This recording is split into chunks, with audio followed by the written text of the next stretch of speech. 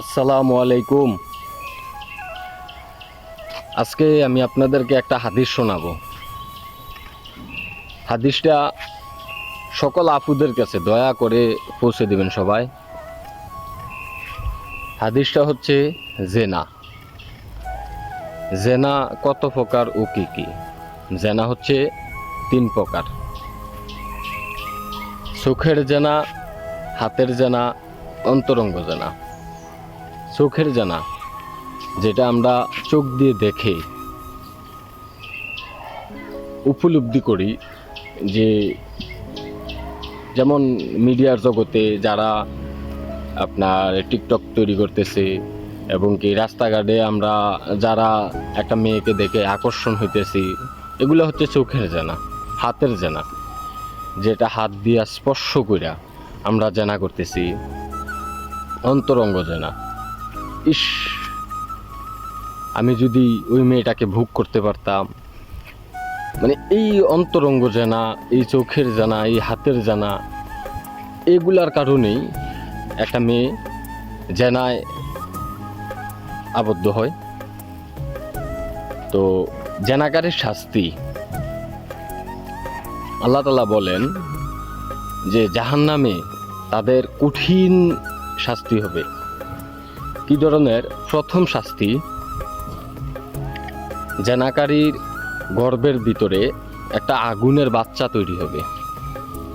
ওই পৃথিবীতে জেনার কারণে কেউ যদি তাকে অন্তরঙ্গ জেনায় লিপ্ত করে বা চোখের জেনায় লিপ্ত করে বা হাতের জেনায় লিপ্ত করে, ওই জেনার কারণে তার গর্ভের ভিতরে একটি আগুনের সন্তান তৈরি হবে।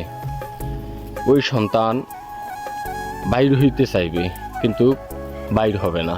ফেরেশতারা ওই সন্তানটাকে অর্ধেক বাইর করবে আর অর্ধেক মায়ের পেটের ভিতরে থাকবে। মা চিৎকার করবে। সকল জাহান্নামের মানুষগুলা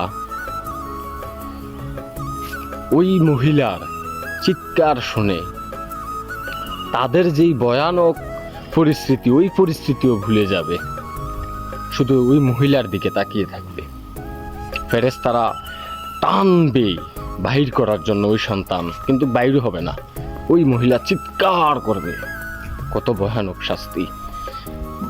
আল্লাহ তাআলা আমাদের সবাইকে হেফাজত করুক সেই ভয়ানক শাস্তি থেকে, যেন আমরা সবাই মুক্ত পাই এবং কি আমার বোনেরা, আমার মায়েরা সবাই যেন ওই জেনা থেকে মুক্ত পায়।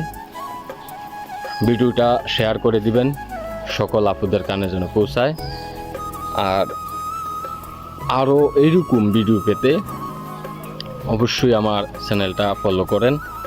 ইনশাল্লাহ আমি আপনাদেরকে সামনে আরও ভালো কিছু বলার চেষ্টা করবো। আল্লাহ যেন আমাকে তৌফিক দান করে। আসসালামু আলাইকুম ওয়া রাহমাতুল্লাহি ওয়া বারাকাতুহু।